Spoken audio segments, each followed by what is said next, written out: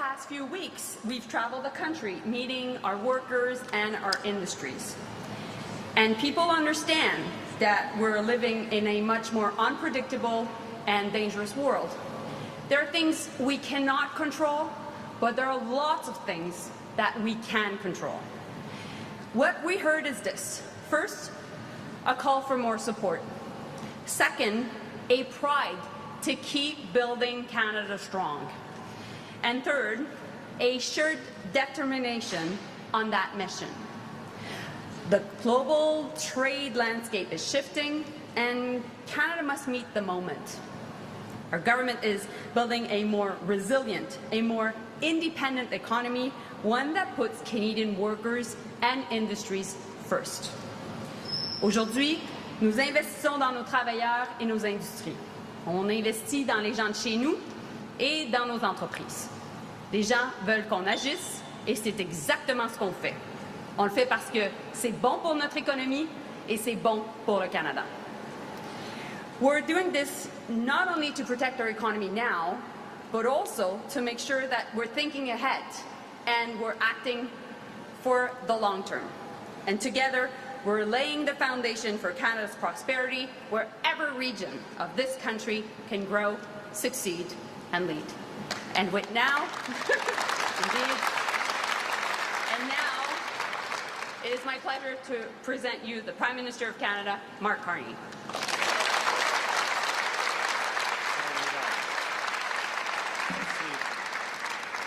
Thank you. Merci beaucoup, Minister Joly. Bonjour tout le monde.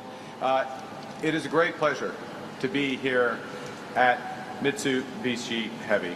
I just want to say a word before I get started about what an incredible company this is. Wade, Luke, thank you for welcoming us here because this is a company that is connected across Canada and is connected around the world. I lived in Japan 35 years ago now. Oh, am I 60? Yes, I am 60. Well, leading company then, leading company now. And it's a signal of the importance of companies like this, a signal of the importance of the issue we're going to talk about today. I'm joined today by Cabinet colleagues, Minister Joly, Minister Champagne, Mr. MacDonald, Mr. Hajdú, Mr. De Bruzen, Mr. Lightbound, and Secretary of State Zaruchelli. I'm joined by the Peel Caucus. You are joined by the Government of Canada. We have just come from 2 days of our federal cabinet convening in North York, and we spent those days with a clear focus on delivering our overarching mission in this time of crisis. Our overarching mission is to build Canada's economic strength in face of unprecedented change. Now, here at Mitsubishi Heavy Industries, we're surrounded by examples of that strength. State-of-the-art manufacturing, state-of-the-art assembly expertise, Canadian skill and ingenuity, a supply chain that makes heavy use of Canadian materials such as Quebec aluminum.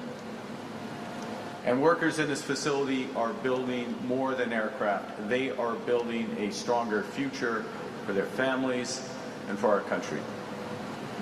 Alors que le nouveau gouvernement du Canada regarde vers l'avenir, nous restons concentrés sur une priorité. Donner à nos travailleurs les moyens de le saisir. Doubler le rythme de construction de logements au cours de la prochaine décennie. Accélérer les grands projets d'intérêt national. Mettre en place une nouvelle stratégie industrielle de défense en reconstruisant, en réarmant et réinvestissant dans nos forces armées. Et garder le cap sur 3 objectifs clairs. Protéger nos communautés, sécuriser nos frontières et réduire le coût de la vie. The world is changing rapidly. The largest economy, the United States, is fundamentally reshaping all of its trading relationships. And we're moving from an age that lasted decades, an age when free trade was a motor of global economic growth, to a new age, an age of economic nationalism and mercantilism. You know, the U.S. tariff rate is now the highest it has been since the Great Depression in the 1930s. And these tariffs are being applied to all countries on nearly all goods. And the changes in U.S. policy go beyond tariffs.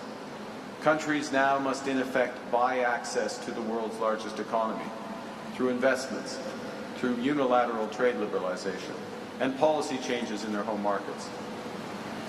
And all the while, the transformation of global trade is occurring against a backdrop of wider economic disruptions, of geopolitical realignment, of AI and other technological transformations, and the necessity, the imperative of a shift to a greener economy.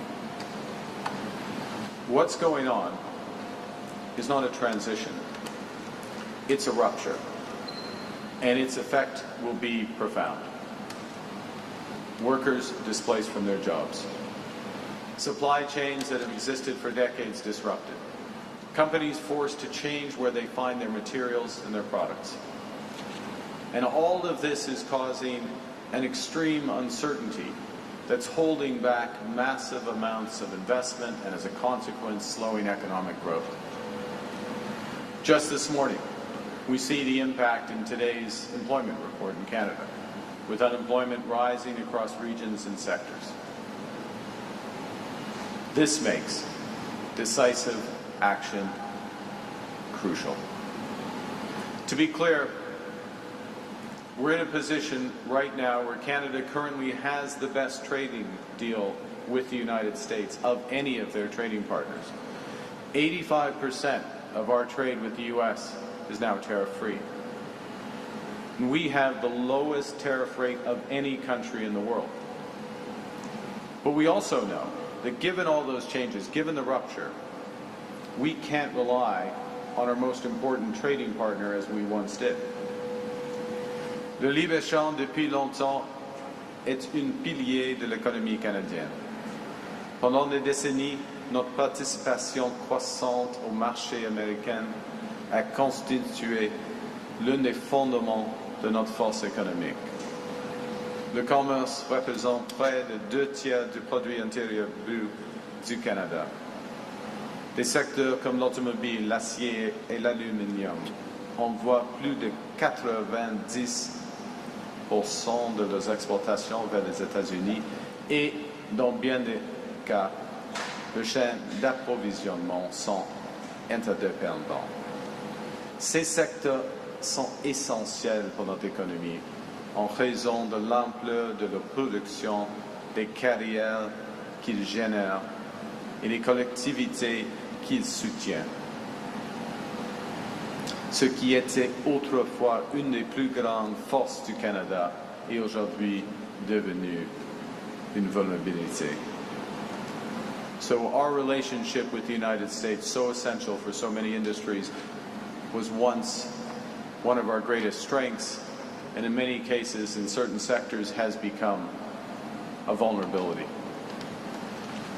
This disruption calls for a bold new approach. And given, as Minister Joly said, given that we can't control what other nations do, Canada's government is focused on what we can control. And that means building our strength at home, building Canada strong.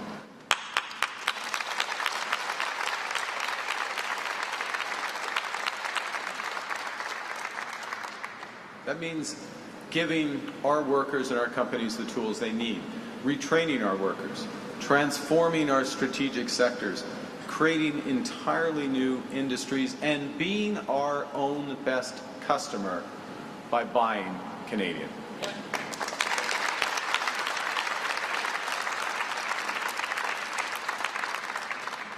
And to these ends, our new government is embarking on an ambitious plan to secure a new era of prosperity out of this age of adversity. Our new industrial strategy will help transform our economy from being overly reliant on the United States to one that is more resilient to global shocks. A new economy that's built on the solid foundation of Canadian industries, Canadian workers, and it's bolstered by diverse international trading partners. To drive this transformation, we've just launched the Major Projects Office. Its job is to fast-track major nation-building projects. Shortly, we will launch Build Canada Homes, just later this month. And that's a new government entity that will help double the pace of housing construction over the next decade, while creating a new housing industry using Canadian technology, Canadian workers, and Canadian lumber.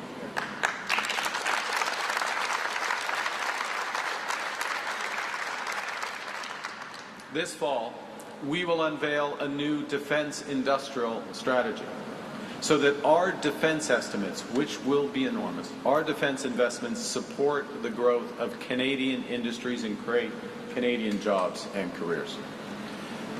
We'll begin this month our negotiations of a new defense and security partnership with the European Union, and we launched a new trade diversification strategy to develop new export markets. We will soon also release our climate competitiveness strategy to position Canada as a leader in decarbonization. As Canada's new government embarks on these missions, we will work to ensure Canadian businesses and workers have the tools that they need to help drive this transformation. Let me be clear. If we want our economy to grow, and we do, with thriving careers at home and booming exports around the world, we must once again become a country that builds big and builds fast.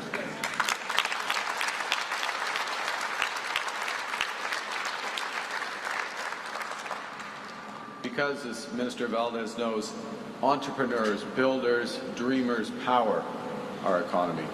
They are the engines of growth.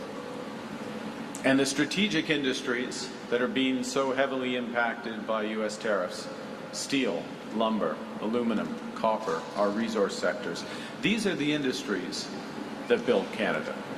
And they will be central to our future competitiveness in a world of major infrastructure investment, defense and security, and that unprecedented acceleration in home building. And the government's role right now, in fact, the government's duty right now, is to make sure that our builders have what they need to succeed, so that they have greater certainty about the scale of the opportunities. Because when our builders, our entrepreneurs, face calculated risks rather than unknowable uncertainty, that's when Canadian builders and innovators thrive. That's when the whole country rises with them, with higher wages, lower costs, and a stronger economy.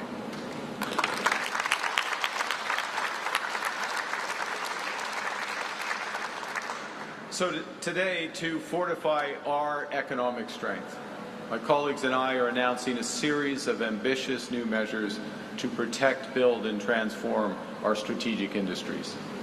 These are the sectors where workers and businesses have been impacted by those tariffs and trade disruptions. And we're building on our recent initiatives to help transform Canada's steel and lumber sectors. The measures today will help workers acquire the skills and businesses to retool their production, businesses to diversify their products and markets, and, crucially, spurring more demand right here at home for Canadian businesses. The first and foremost, the foundation, is Canadian workers. And we're going to support Canadian workers so they can drive Canada's economic transformation with new skills training and help them seize the exciting high-paying careers that transformation will create. To build a strong confidence workforce that will help propel our economy forward, the government is introducing a new robust reskilling package to train 50,000 workers. This package will include new methods such as employer-based training and targeted outreach to workers.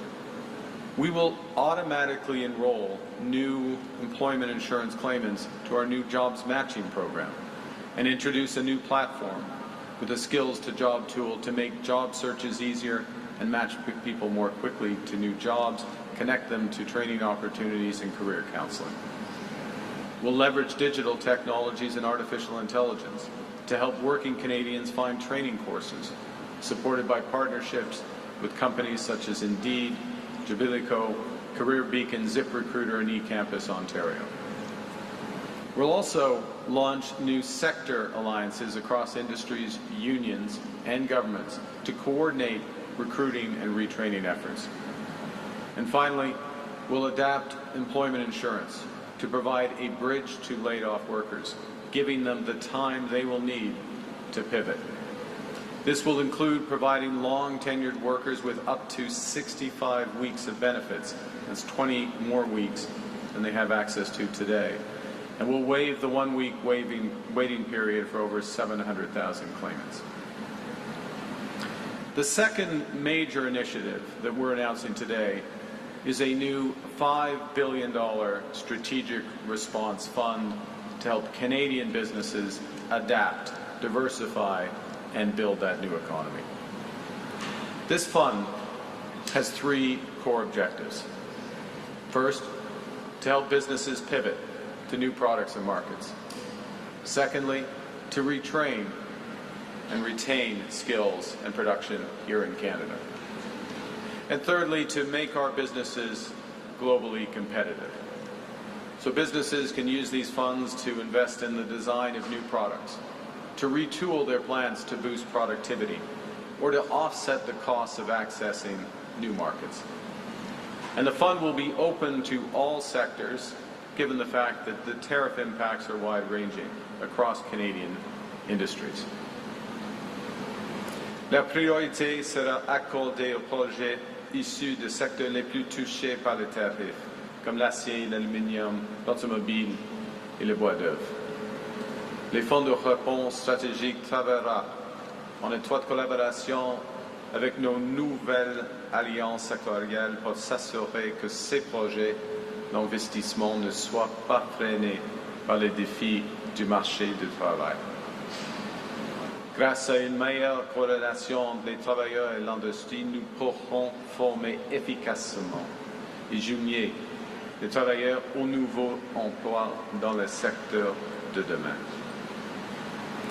The third major thing we're announcing today is a comprehensive Buy Canadian policy. We are on a mission to build Canada strong through major infrastructure projects, through that modern defense industry, and by building millions of more homes. In that mission, the public sector can serve as an anchor customer for Canadian businesses. But for that to happen, a lot of things must change. At present, Canada's public procurement is following outdated rules of that old free trade order that no longer exists. For years, we've been buying as a government significantly from foreign suppliers for short-term gain. Now we need to use government procurement using Canadian taxpayer dollars to spur Canadian businesses for longer-term prosperity. To support Canadian industries, the government's introducing a new comprehensive Buy Canadian policy that will move from best efforts to buy Canadian to a clear obligation to do so.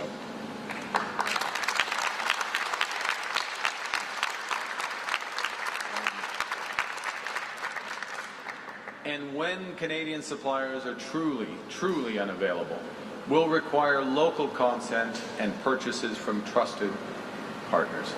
And these cases will be the exception, not the norm. They'll have to be approved by ministers. We'll apply this approach beyond a narrow definition of the federal government to all federal agencies and all federal crown corporations, leveraging every dollar the federal government spends and invests.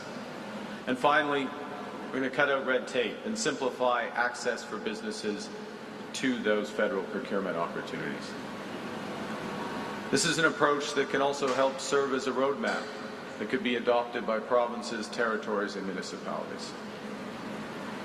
Le Canada est une fière défenseur des accords de libre-échange. Nous les respecterons et continuerons de les renforcer avec des partenaires fiables. En parallèle, nous devons mettre davantage à profit nos propres ressources. Dans l'Union européenne, les 3/4 de l'acier qu'on utilise sont produits sur place. Le Canada, en revanche, exporte souvent près de 60% de ses matières premières et importe ensuite les produits finis. With these changes in procurement, we will build more with Canadian steel, Canadian lumber, Canadian technology, Canadian workers. We will build big, build bold, build Canadian. Now, I said a moment ago when I started that this is a rupture. It's a big change that's being forced on us in a short period of time. So we need to provide immediate liquidity relief to businesses. There's immense change in a short period of time, and businesses that have relied most heavily on the trade with the United States, such as the auto sector, will need temporary immediate relief from liquidity pressures. Businesses need time to reposition themselves for the future. And for small and medium-sized businesses, the Business Development Bank of Canada will increase loans, the maximum loan size to help with this, from $2 to $5 million. For largest businesses and larger businesses, the Large Enterprise Tariff Loan Facility will provide flexible financing at scale with lower interest rates and longer maturities. We're going to implement these changes immediately to ensure that our businesses can bridge the gap to the future. And it's not all about money. Some of it is about regulation. So to add flexibility to the automotive sector, we will remove the 2026 electric vehicle availability standard, which specifies the share of new vehicle sales that must be electric next year. This will provide immediate financial relief to automakers at a time of increased pressure on their competitiveness. And the government will begin immediately a 60-day review of the EV standard to identify future flexibilities and ways to reduce costs. And we'll advance new options to bring more and more affordable electric vehicles to Canadians. And fifth, we're announcing today that we're acting to protect Canada's agriculture and seafood industries.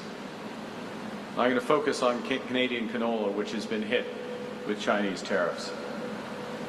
Also Canadian beef that's been subjected to unjustified trade action since 2021, and Canadian lobster since March of this year. To strengthen these sectors, Canada's government will introduce a new biofuel production incentive, providing more than $370 million to assist domestic producers and help them restructure their value chains. We will make targeted amendments to the clean fuel regulations to spur the development of a vibrant biofuels industry in Canada. And we'll increase the loan limits for Canadian canola producers to $500,000 and invest in agri-marketing and trade diversification measures to support our entire agriculture and seafood sectors.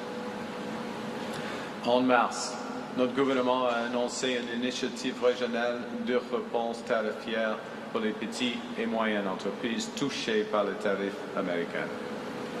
L'objectif était clair: stimuler l'investissement, mettre de nouveaux produits sur le marché et adopter des technologies novatrices. Aujourd'hui, nous allons plus loin.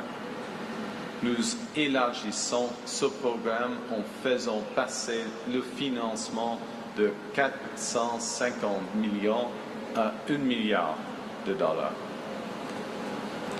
En prolongeant les délais de remboursement jusqu'à 9 ans et offrant de nouvelles contributions non remboursables jusqu'à $1 million dans tous les secteurs, y compris l'agriculture et les produits de mer. Parce que l'économie canadienne repose sur les petites et moyennes entreprises.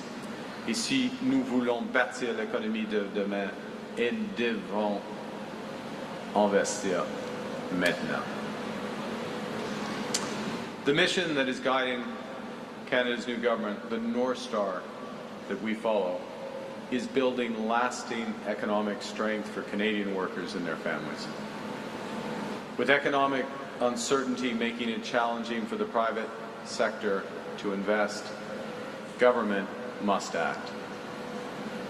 As Minister Joly said, government is meeting this moment with the most comprehensive suite of trade-resilient measures in Canadian history.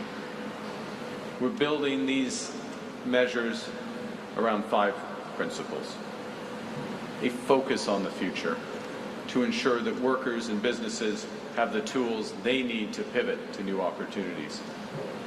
Secondly, we're making sure the application is widespread. The programs are broad in scope because of the scale and breadth of the disruption in trade. Third, we're making sure they're flexible so they can be adapted to changing circumstances. Fourth, making sure they're accessible, making it simple to access them, keeping red tape at a minimum. And finally, they're cooperative. Provinces and territories will have important roles to play, and this national effort requires cost-sharing and collaboration across all levels of government. Ces nouvelles mesures donneront à nos industries et à nos travailleurs les outils nécessaires pour bâtir une économie plus solide, un avenir où l'économie du Canada dépendra moins d'un seul partenaire commercial et reposera sur des bases solides. Un marché canadien fort, une demande canadienne vigoureuse et des partenaires commerciaux diversifiés. Now, to conclude, we look back over our country's history. We've always turned challenges into opportunities. Canadians built the Transcontinental Railway to open new markets for wheat and timber. We retooled entire sectors of this economy in the fight during the Second World War. And then we built hundreds of thousands of new homes in record time for returning heroes and their families. We built a new seaway to unlock the potential of the Great Lakes economy. We forged new trade links for steel and lumber when old markets closed. And now, at this moment of profound change, we bear the same responsibilities, and we should have the same ambitions as those who became before us. Our ambition is to build the strongest economy in the G7. We know we need to act now, invest now, precisely when it's hard. And that's why we're charting an economic strategy to move our country forward, from reliance to resilience, from uncertainty to prosperity. En appuyant nos travailleurs, nos entreprises et nos industries, nous bâtirons un Canada fort. We will build Canada strong with your support. Thank you very much. Merci.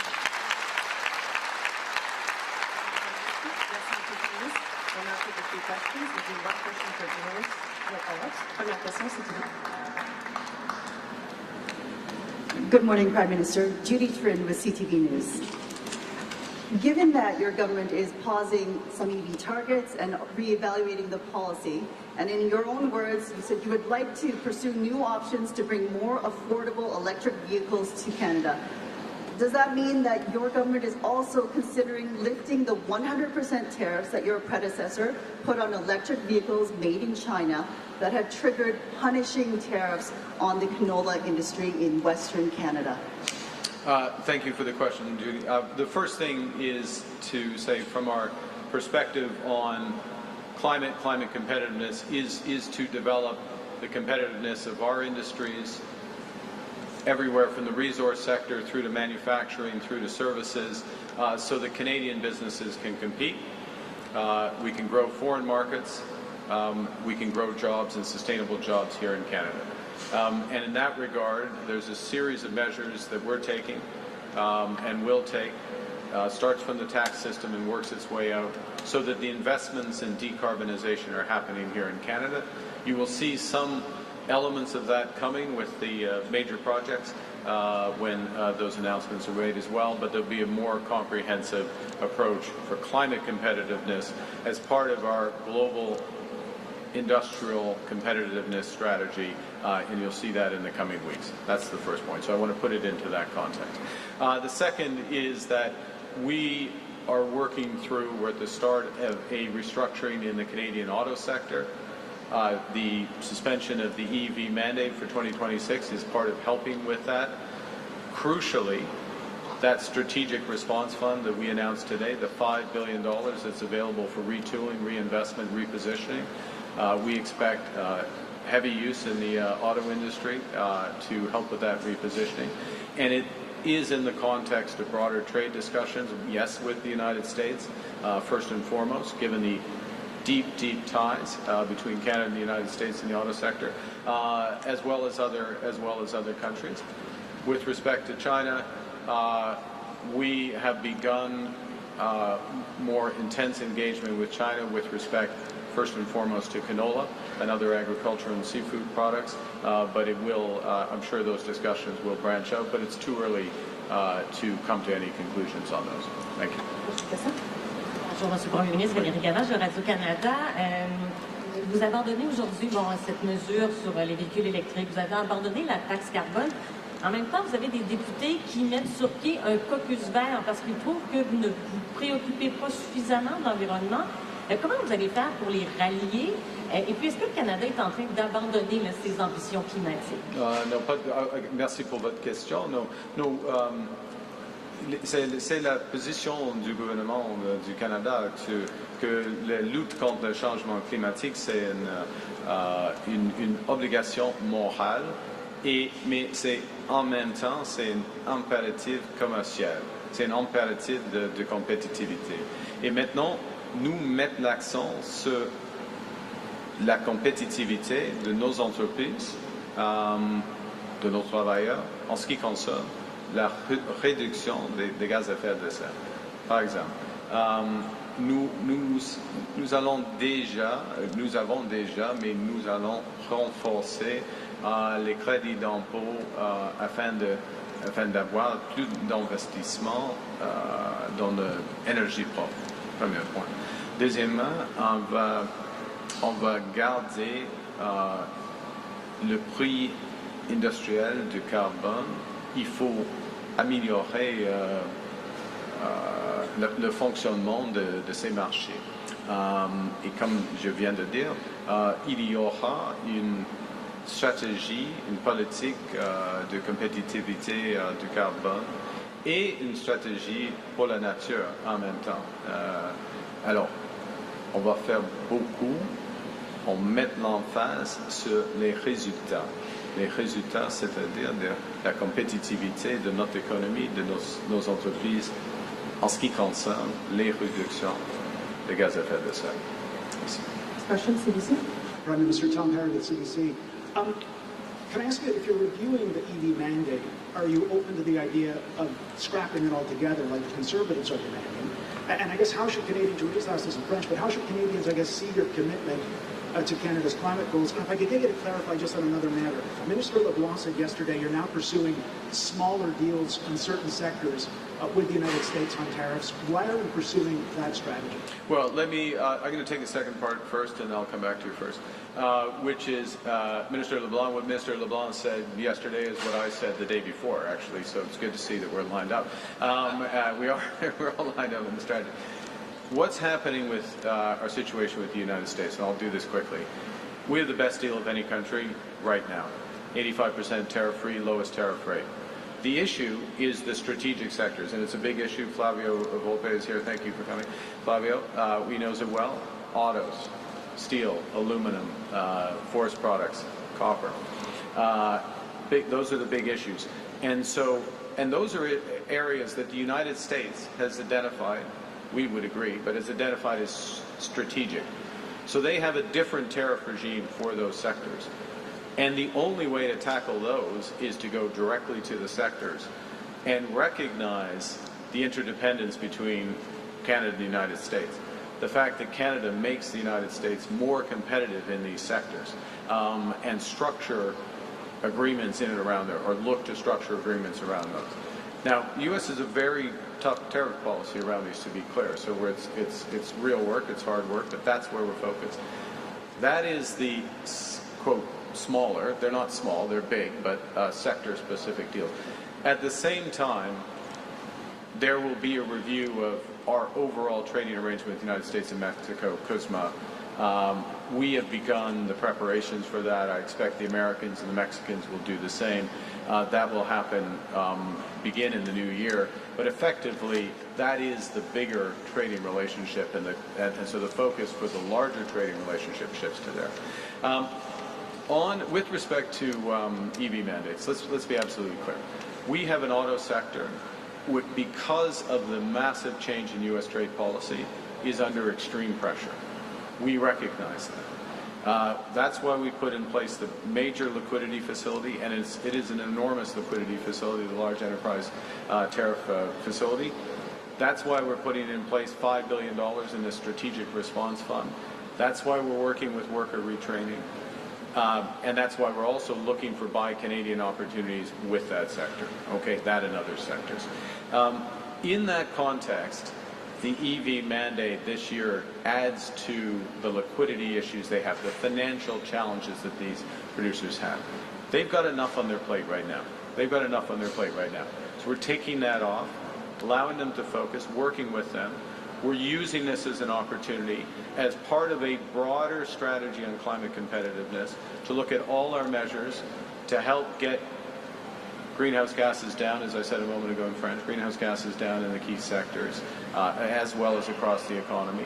And we'll look at the interaction between the EV mandate, our clean fuel standards, our investment tax credits, our trade policy, all of those elements, because what this government is focused on is absolutely results. Not saying something's going to happen at a certain time, but giving workers and businesses the tools to make it happen.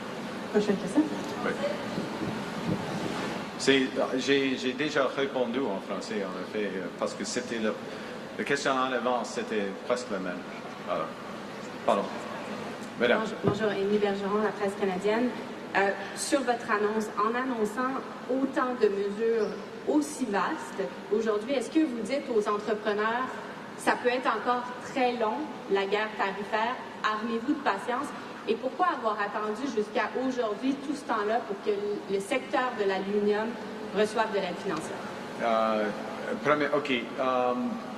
Oui, le processus de la restriction de l'économie canadienne va durer un certain temps. Ça c'est absolument clair, parce que, comme j'ai dit, c'est une rupture. Les politiques américaines économiques ont changé profondément. Oui, il y a des négociations.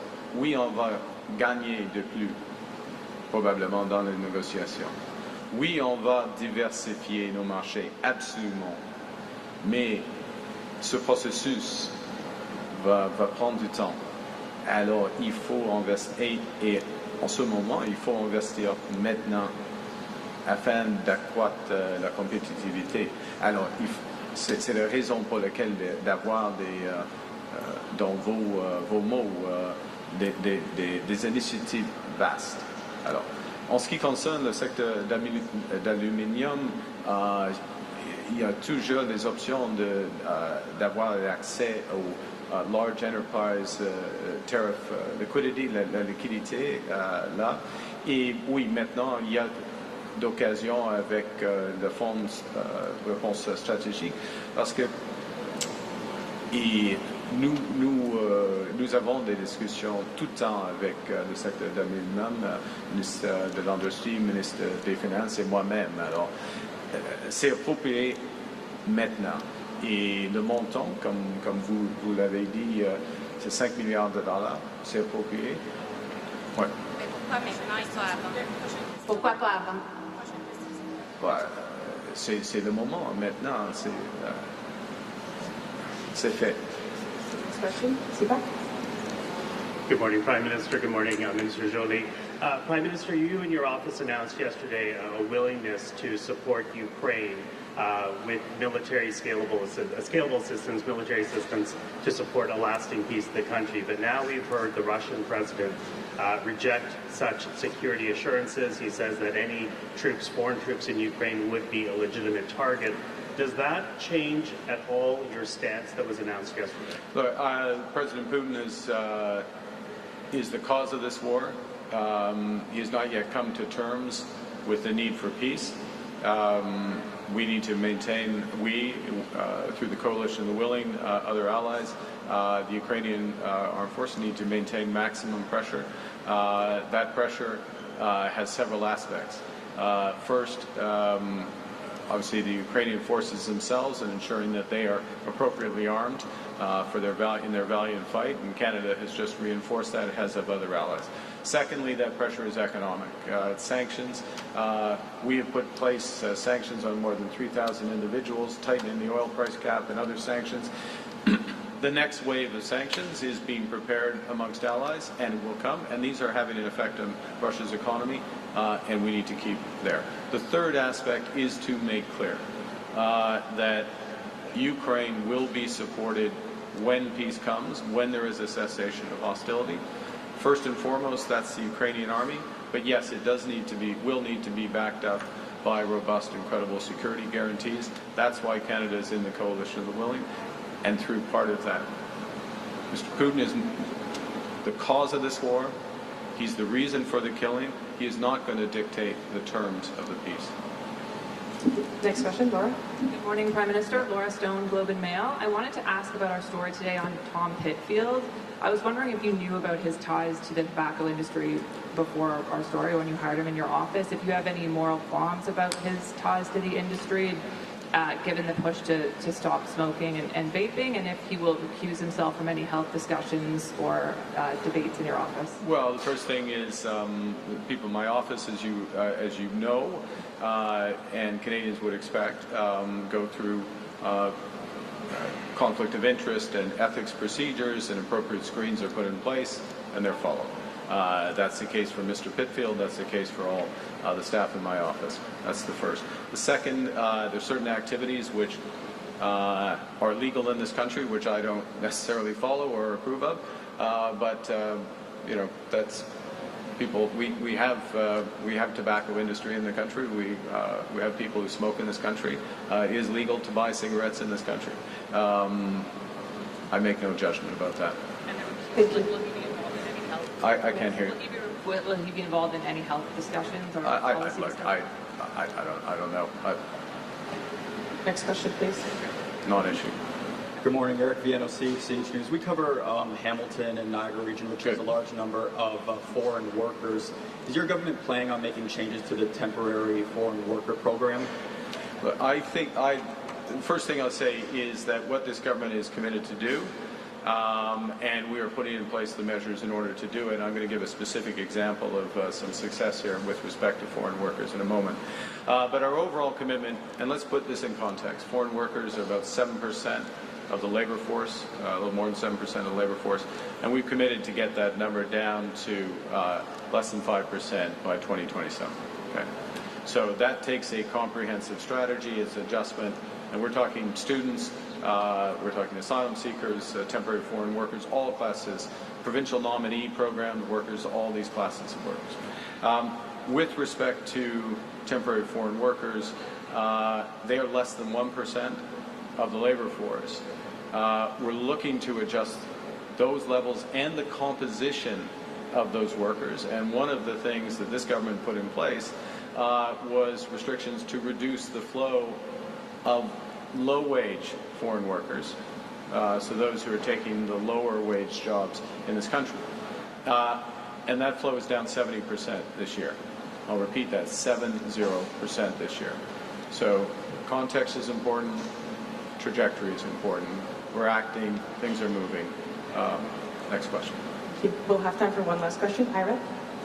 This is Ira Chakar, Turkish Voice of Canada. Prime Minister, your mandate pledges to attract top global talent while returning overall immigration to sustainable levels.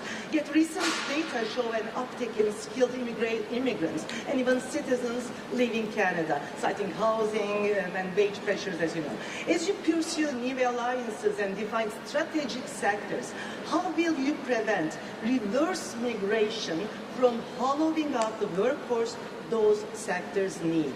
And what concrete retention targets or measures are you setting to keep up talent here? Okay. The first thing is, I view your question the following, and thank you for it. It's about having the best quality of life in the world in Canada, and there are a series of things that we're doing that's going to add to Canadian quality of life. I'm going to focus on two. We're in the Peel region. I'll focus on two that are issues here. There are issues elsewhere in the country, and the first is around crime and safety in our neighborhoods.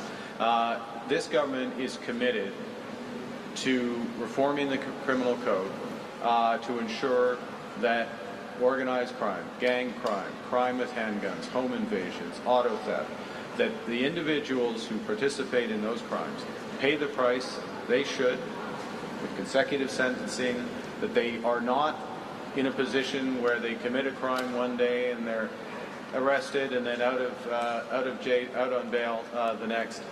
So bail reform being at the heart of it.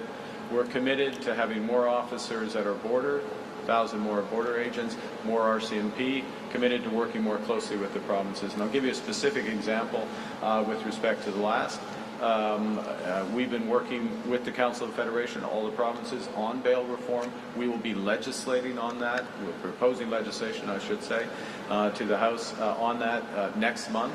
I met with Premier Ford this morning as part of an ongoing conversation about how we can address these issues, what the federal government needs to do on the criminal code. I agree with Premier Ford on these issues, and that's why we're moving on them.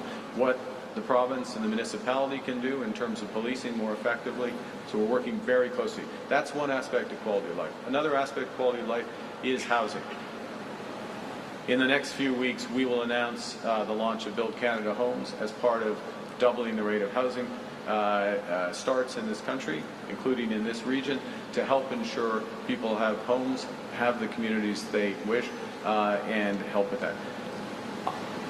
I just want to point out that there are many factors that drive where people live, and where we are focused today, tomorrow, in the future, is on Canadians having the best quality of life possible. Yes, it starts with the economy and responding, meeting to the moment. That's what today's announcement is about. But it also goes to the fundamental of being safe in your community, owning your own home, being able to pay your rent, living a good life. Well, Senator, press conferences. Thank you.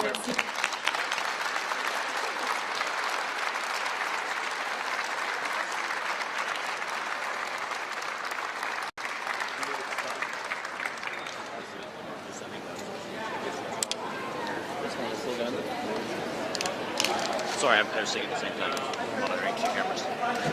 All right.